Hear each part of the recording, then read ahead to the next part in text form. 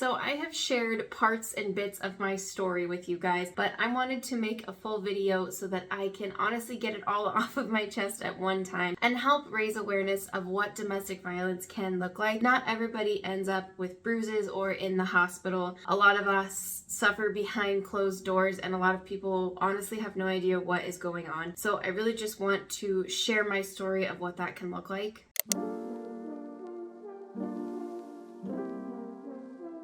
I guess let's just start at the beginning.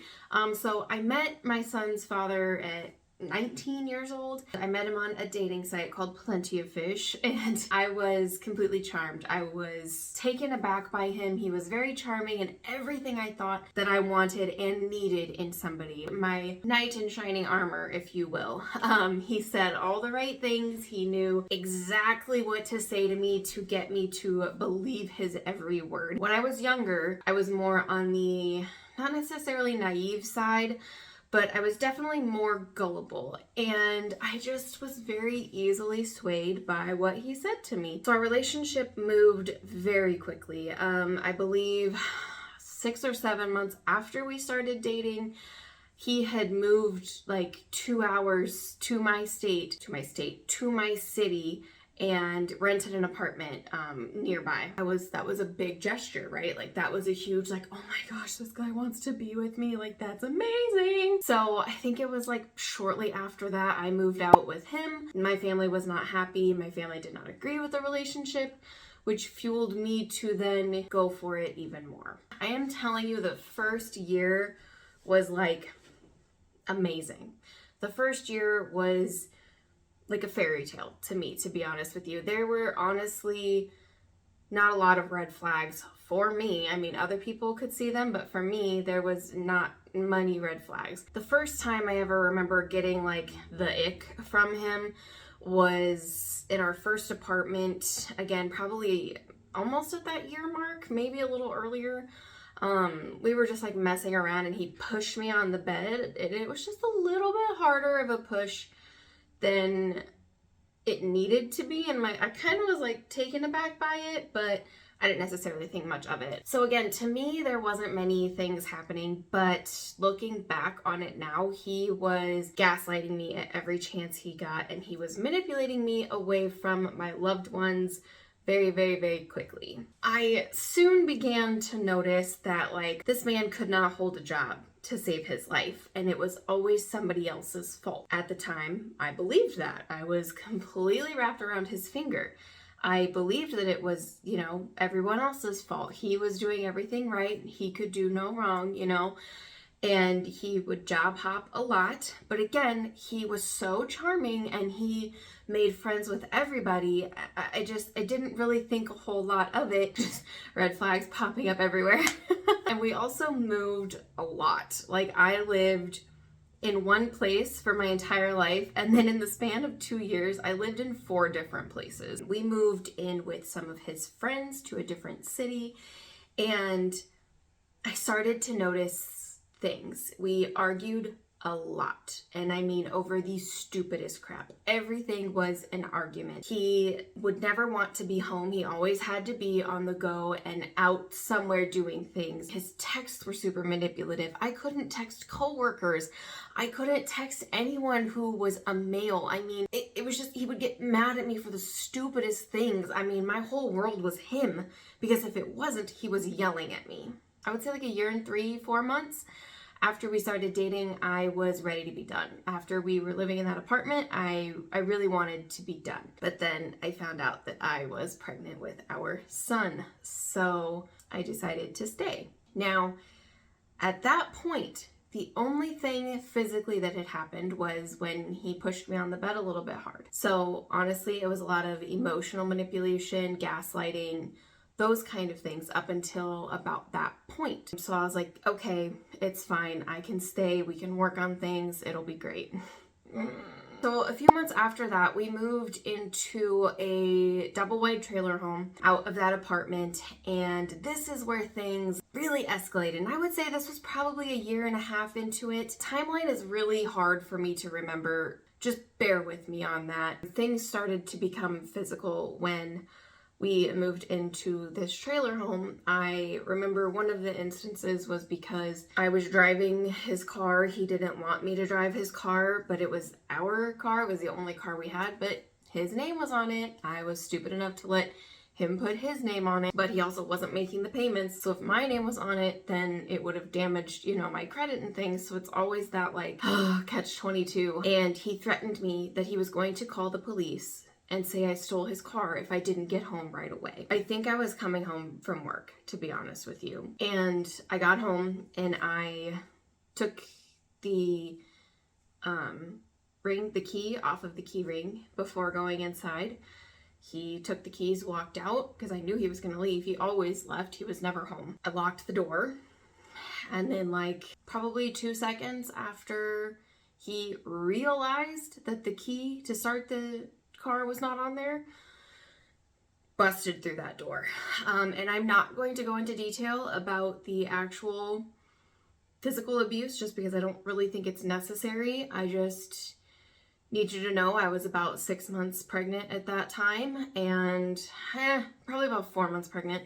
I was about 4 months pregnant at that time, and he never left a bruise on me. He knew exactly what he was doing. I had 911 dialed. I was sitting on the floor of our bathroom. He was sitting across from me, just dead staring at me, like eye contact for days.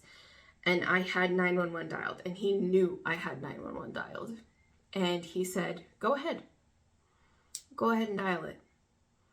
I said, why? He goes, you don't have a bruise on you. There's nothing. Show him everything. There's nothing. Our text messages are just what couples do. They fight. You have no proof of anything, so fucking call them. So I sat there and I thought about that, and I ended up not calling them because, again, he manipulated me into thinking that I had no proof. There were happy moments, but I don't really remember those because I don't know, they don't really matter as much as these moments do to me. I don't care that we had happy moments. I don't care. I just want to remember what he put me through so that I never go through it again. We made another move. And this time we moved into a house that I truly loved. I lived there for years and I loved it so much. To this day, I still love that house. Even though it holds terrible memories, it holds beautiful memories too. I say things got worse at the double wide trailer home. Things got extremely worse in this house. To the point where he would take my keys and my wallet, even if I had to work that night, because I worked night shift. He would take them and I would have to call into work because I didn't have a car. And if I called somebody for a ride, who knows what he would do when they would show up. He was fucking sane. I literally couldn't go to work because of this man. And I can't tell you how many times I had to call in because of this in a very, in the grand scheme of things, it's a very short period of time. I would say at least 3 or 4. So if you have a coworker who calls in quite often, don't be so quick to judge because you honestly don't know what's going on in their life. They might be in the situation that I was in. This is the crap that you put up with when you are in a relationship with a narcissist and a sociopath. He's all the things. He started to be gone for days on end at one point. Always had an excuse for it, always had a reason. I always believed him. In the little back of my mind, my voice is like, girl, wake up. I was still pregnant though with our child. What am I supposed to do? You're supposed to leave, Olivia. You're supposed to leave. That's what you're supposed to do. The physical abuse is another thing that got much worse in this home. I mean, to the point where I don't even know why it would start. But a lot of times I could tell when it was going to start. And I just got a deep, gross gut feeling. He would shut the shades. He would lock the doors. And yeah, again, I'm not going to share the details, but never any bruises were, he would just put me, like, hold me in positions where I couldn't breathe, you know, just scream at me in those positions. And then, like, it was just a power play. It was a huge power play, and a terrifying one at that. I do remember one time we were at an O'Reilly's because I think I needed a new gas cap because my gas cap was like, I don't remember. And I walked in, got the gas cap, and he thought somebody had flirted with me or I had flirted with somebody. And I was like, no, the guy just helped me put my gas cap on. Like, I'm not flirting with anybody. Like, slapped me in the face in the car in front of the O'Reilly's. And then I got upset. And I was speeding home, and he's like, oh, good, reckless endangerment, huh? I'll call the police. You're driving crazy. You're being a reckless person.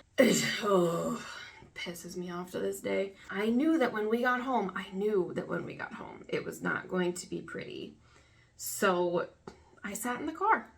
I was like, I'm going to let him go inside first, and then when he gets out of the car, I'm locking the door and I'm leaving. He effing knew exactly what I was thinking. He knew exactly what I was thinking.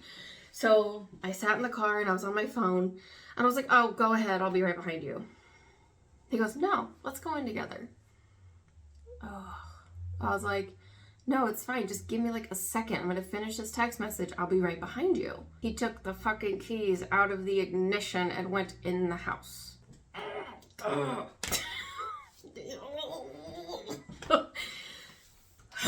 And I knew it. I walked in the house, but this time I got feisty. I got real feisty. And I don't remember if I was pregnant during this time or not, to be honest with you. I don't know where this falls in the timeline. We walked in the house. He again set the scene, locked the doors, drew the shades, whatever. And I don't remember where he went. I think he went to the bathroom or something like that.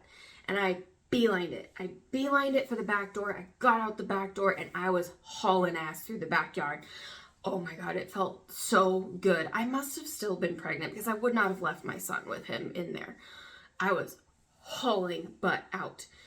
I got halfway through the yard and he got me. He literally like tackled me in the yard and I dropped all of my weight. He was trying to like pick me up under my arms and I kept like dead dropping my weight. I would not move. I was screaming. I was kicking. I was yelling. How nobody heard me? It was a really small town. There was neighbors everywhere. Everyone knew everything. Like, come on, how did nobody hear me? Anyways, beside the point. He was carrying me back into the house because he was very strong and I was a smaller human at the time.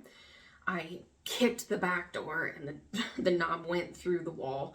And it just made it that much worse that day. But I do think that was one of the last times that anything ever happened, just because of kind of how things progressed. These are all things that people wouldn't notice. These are all things that nobody noticed because we put on a good front in front of people. Like, I never told people how much we fought. I never talked about it. I never told people that when I texted a coworker, he literally threw my phone through the wall. It was just very easy to hide because I thought that I could fix it. I thought I could fix him, and I thought having a son together would be great. Fast forward to when I actually had our son. I'm not even gonna get into how terrible he was in the delivery room. It was just the most manipulative gaslighting I have ever heard in my entire life. And looking back at it, I'm like, I should have kicked his butt out of that room so fast. But yeah, I was in pain and he was sleeping on the couch and told me to shut up because he was trying to sleep. I had my son, and I do remember literally after I gave birth to him, you know, when everybody leaves, it's just you and your baby. I was doing skin to skin with him. And I just remember sitting alone in this room, like he wasn't even there. I just sat there and I was like, this is what it's gonna be. It's just gonna be me and this baby. I don't know how, I don't know why, but it's just gonna be me and this baby. And I just felt in that moment, I knew that that was my future. And honestly, I kind of felt a sense of relief because in my mind, I left somehow, you know? So that was kind of a beautiful yet scary moment. So I took Kelly, my son, home, and he was gone for 3 days. The first 3 days that we had a newborn son, he was gone. Later, I found out that he had been cheating on me, so I can only assume that he was with who he was cheating on me with for the first 3 days that I had a newborn. And when he came back, I, had gotten into my own routine with the baby. And then literally he picked apart every single thing that I had been doing because he had a kid before. This was my first child. It wasn't his first child. He had picked apart the fact that I had the baby monitor right next to me on high because I'm a hard sleeper. I couldn't hear him crying. Even though the bedroom wasn't that far away, I still had to have that next to me. He yelled at me for the way I was warming up his bottles. He yelled at me for literally every single thing I was doing. He nitpicked. He wasn't there for the first 3 days. You don't get to do that. I was ready to be done, but honestly, he wasn't even home a lot, so it just felt like it was me and my son anyways. And he miraculously found a job somewhere 4 hours away from me and the child. And honestly, I was like, we need some time apart. We need to work on things. We didn't technically end the relationship that I knew of. So he moved. I, helped pay for him to move out. I helped pay for his truck. Money was a whole other thing that he manipulated as well. I never really had my own money because I paid all of the bills because he couldn't hold a steady job. He moved and it sucked because I obviously still loved him, but I knew that that was what was the best for us. I was the one making the trips out there very frequently. I worked weekends, so during the week I would go out there and spend time with him. There was one time that I said no. It was enough. I was driving a lot. I was exhausted. I was a new mom. I was going through postpartum depression and I didn't even know it. It was really, really bad, but I didn't have time to think about myself because I was trying to take care of a man-child who lived 4 hours away. One day I said, I'm not coming down. I was supposed to go down and I put my foot down. I set a boundary. I said, no. The next time we see each other, you are going to drive down here because I can't do it anymore. That day, I remember, was a beautiful day for me and my son. I just took the time for us that day. And it was nice weather and I was really happy. I just remember being so proud of myself for putting my foot down and finally saying no. And we were texting each other and I remember telling him, or he told me, call me around 9 something that night. 9 something passed. I didn't do it. I didn't call him. I don't remember if it was intentional or unintentional, but I didn't. But the next call that I got was from his best friend that he had been hurt. Something had happened. Through the phone call, I found out that he had taken his own life. And I was devastated. Right after I hung up the phone with his friend, I immediately called his cell phone because I didn't believe him. But it was true. It was true. And I just remember, my family coming to my side that night and being there with me. And they drove me, packed up me and Kelly and drove me back to their house so that I didn't have to be alone or in that house. So, yeah, he took his own life. And I have so many feelings about that. I have so many feelings. At first, it was like I just lost, the love of my life. But then there was also a little bit later kind of a sense of relief, and I felt awful for that. I felt so bad that I felt okay. Honestly, I felt a sense of relief after a while, but I do have to share with you guys the crap I found out after he passed away. I find out that I didn't get the truthful story of what happened that night because he was with somebody that he had gotten pregnant, so he'd obviously cheated on me. And then I sooner found out that he had cheated on me a lot more and people knew about it. Just a lot of things came to light after he passed away, which I think helped me to get over that quicker. I realized that he never really loved me. He loved the control he had over me. He loved the money that I wasn't making a lot of money, but I was a steady in his world of inconsistent. And that's what he liked about it, because he was also a traumatized child who then used it to traumatize other people instead of healing from it. You know, the saying, traumatize people, traumatize people. He was the epitome of that. That's my story. There's obviously a lot more to it. That's just kind of like a big synopsis of it, and it all seemed a little bit normal. We all have issues with our significant others. We all have trust issues. But now that I'm in a healthy relationship, I realize that no, not everybody has trust issues or fights like a cat and dog every single day, screaming matches. Like, that's not normal. My boyfriend and I now, we never have had a screaming match, and we've been together for 3 years. If you are somebody who has gone through an abusive relationship and you are out of it, I don't want you to invalidate your feelings because you never had a bruise or you never visited a hospital. I felt so invalidated because what I went through wasn't true abuse, because I never had a bruise and I never went to the hospital. Trust me, I looked for bruises. I tried to make bruises out of things that weren't bruises, but I never had one because he made sure of it. I just need you to know that everything you feel is valid. Do not invalidate your own feelings. That is them still talking to you in your head. That is their little voice still in your head.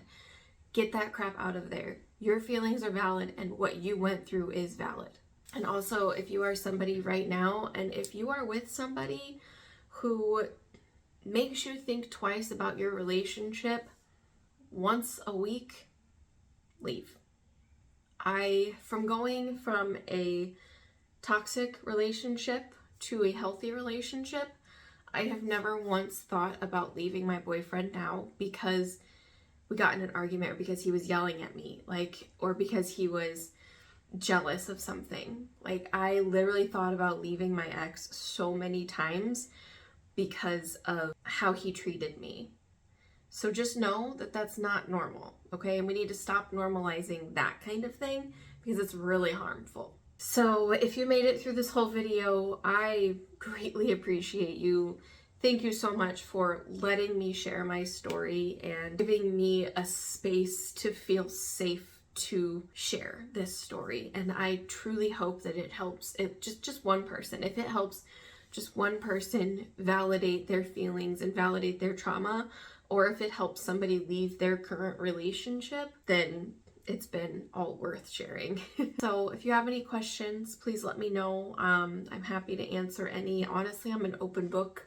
It's been almost 10 years since this crap started, and I'm here to talk about it. So thank you guys so much, and I will see you in the next one. Bye.